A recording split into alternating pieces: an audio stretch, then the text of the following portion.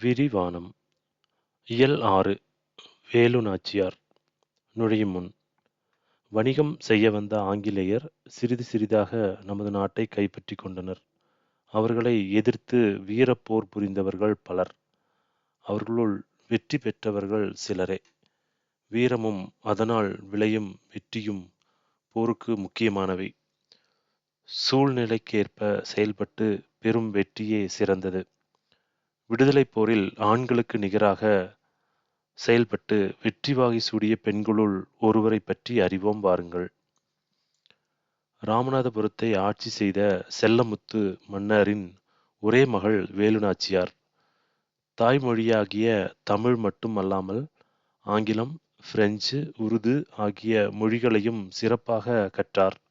சிலம்பம், குதிரையேற்றம், வாள்போர், விற்பயிற்சி ஆகியவற்றையும் முறையாக கற்றுக்கொண்டார். சிவகங்கை மன்னர் முத்துவடுகநாதரை மணந்து மகிழ்ச்சியோடு வாழ்ந்து வந்தார். காளையார் கோவிலில் நடைபெற்ற போரில் முத்துவடுகநாதர் ஆங்கிலேயரால் நயவஞ்சகமாக கொல்லப்பட்டார். வேலுநாச்சியார் ஆங்கிலேயரை வென்று சிவகங்கையை மீட்க உறுதி பூண்டார். திண்டுக்கல் கோட்டையில் தங்கி ஒரு படையை திரட்டி பயிற்சி அளித்தார். 8 ஆண்டுகளுக்கு பின் திண்டுக்கல் கோட்டையில் ஆலோசனை கூட்டம் ஒன்று நடந்து கொண்டிருந்தது. கூட்டத்தின் நடுவே வீரமங்கை வேலுநாச்சியார் அமர்ந்திருந்தார். அவரை சுற்றி அமைச்சர் தாண்டவராயர், தளபதிகளாகிய பெரிய மருது, சின்ன மருது மற்றும் குறுநில மன்னர்கள் சிலர் இருந்தனர்.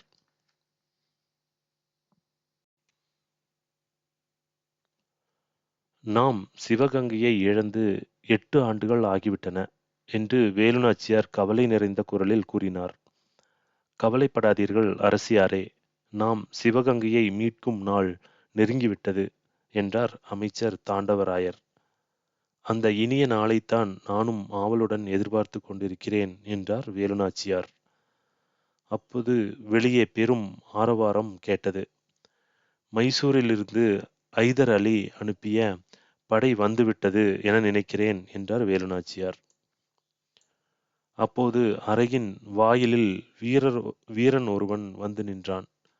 அரசியாருக்கு வணக்கம். மைசூரில் இருந்து 5000 குதிரைப்படை வீரர்கள் வந்துள்ளனர் என்றான். அப்படியா, மகிழ்ச்சி. அவர்களை ஓய்வு எடுக்க சொல். நான் பிறகு வந்து பார்க்கிறேன் என்றார் வேலுநாச்சியார். வீரன் வெளியேறினான். ஹைதர் அலி உறுதியாக படையை அனுப்புவார் என்று எனக்கு முன்பே தெரியும் அரசியாரே என்றார் அமைச்சர் தாண்டவராயர். எதனால் அப்படி சொல்கிறீர்கள்?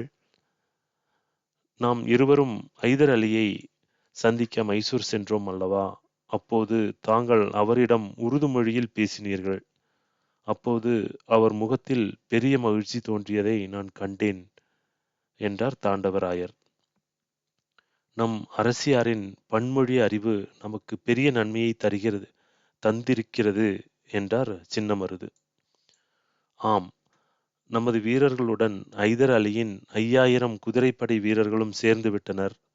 ஆகவே நாளை சிவகங்கையை மீட்க புறப்படலாம் அல்லவா என்று கேட்டார் பெரிய மருது. என் கணவர் கொல்லப்பட்ட ஊர் காளையார் கோவில். எனவே நாம் முதலில் காளையார் கோவிலை கைப்பற்றுவோம். பிறகு சிவகங்கையை மீட்போம் என்றார் வேலுநாச்சியார். அனைவரும் அதனை ஏற்றுக்கொண்டனர். மறுநாள் காளையார் கோவில் நோக்கி வேலுநாச்சியார் படை புறப்பட்டது. ஆண்கள் படைப்பிரிவுக்கு மருது சகோதரர்களும் பெண்கள் படைப்பிரிவுக்கு குயிலியும் தலைமையேற்றனர். காளையார் கோவிலில் வேலுநாச்சியாரின் படைக்கும் ஆங்கிலேயரின் படைக்கும் இடையே கடுமையான போர் நடைபெற்றது. இறுதியில் ஆங்கிலேயரின் படை தோற்று ஓடியது. அரசியார் அவர்களே, காளையார் கோவில் நம் கைக்கு வந்துவிட்டது. நாம் இப்போதே சிவகங்கை கோட்டையை தாக்கினால் ஆங்கிலேயரை விரட்டி அடித்து விடலாம் என்றார் பெரிய மருது. அவசரம் வேண்டாம். இப்போது சிவகங்கை கோட்டை கதவுகள் அடைக்கப்பட்டிருக்கும். வரும் விஜயதசமி திருநாள் அன்று கதவுகள் திறக்கப்படும். அப்போது நமது படைகள் உள்ளே நுழையலாம் என்றார் வேலுநாச்சியார். அப்போதும் பெரிய காவல் இருக்குமே என்றார் சின்ன மருது. விஜயதசமி நாளில் கோட்டைக்குள் செல்வதற்கு பெண்களுக்கு மட்டும் அனுமதி உண்டு. நமது பெண்கள் படைப்பிரிவினர் கூடைகளில் பூக்கள், பழங்கள் ஆகியவற்றுடன் ஆயுதங்களையும் மறைத்துக் கொண்டு கோட்டைக்குள் செல்லட்டும். உள்ளே அவர்கள் தாக்குதலை தொடங்கியதும் நமது ஆண்கள் படைப்பிரிவினரும் கோட்டைக்குள் நுழைந்து தாக்கட்டும். ஆங்கிலேயரை விரட்டி அடித்து விடலாம் என்றார் வேலுநாச்சியார். அப்படியே செய்யலாம் அரசியாரே. இன்னும் ஒரு செய்தி. தங்களை காட்டிக் கொடுக்குமாறு உடையாள் என்னும் பெண்ணை ஆங்கிலேயர்கள் வற்புறுத்தினார்களாம். அவர் மறுத்ததால் கொன்றுவிட்டார்களாம். அவருக்கு நாம் உரிய முறையில் சிறப்பு செய்ய வேண்டும் என்றார் அமைச்சர் தாண்டவராயர். அவருக்கு ஒரு நடுகள் நடுவதற்கு ஏற்பாடு செய்யுங்கள் அமைச்சரே. அவரது பெருமையை எல்லோரும் அறிந்து கொள்ளட்டும் என்றார் வேலுநாச்சியார். அப்படியே செய்வோம் என்றார் அமைச்சர். விஜயதசமிக்கு முதல் நாள் சிவகங்கையை நோக்கி புறப்பட்டது படை. வழியில் உடையாளுக்காக நடப்பட்ட நடுகள் முன்பு குதிரையில் இருந்து இறங்கினார் வேலுநாச்சியார்.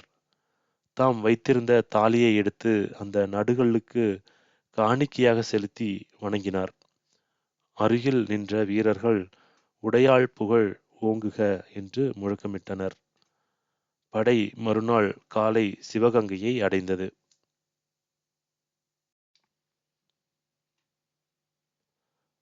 அரசியாரே, நான் நமது பெண்கள் படைப்பிரிவுடன் மாறுவேடத்தில் உள்ளே செல்கிறேன். உள்ளே சென்றதும் அங்குள்ள ஆயுதக் கிடங்குக்கு எப்படியாவது தீ வைத்து விடுகிறேன். தீ எரிவது தெரிந்ததும் நம் படை உள்ளே நுழையட்டும் என்று கூறினார் குயிலி. அப்படியே ஆகட்டும் என்றார் வேலுநாச்சியார்.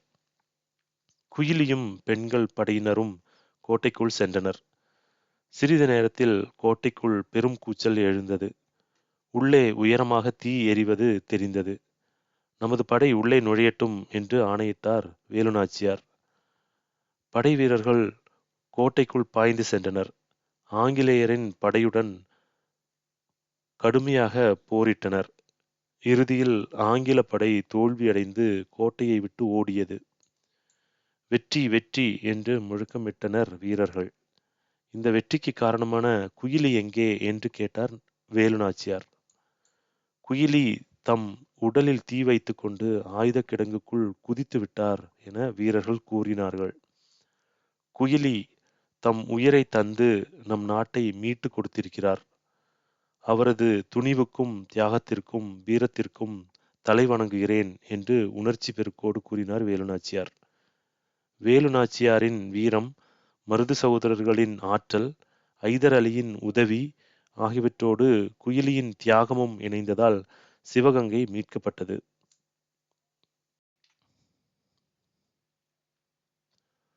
தெரிந்து கொள்வோம். வேலுநாச்சியாரின் காலம் 1730 முதல் 1796. வேலுநாச்சியார் சிவகங்கையை மீட்ட ஆண்டு 1780. ஜான்சி ராணிக்கு முன்பே ஆங்கிலேயரை எதிர்த்து வீரப்போர் புரிந்தவர் வேலுநாச்சியார்.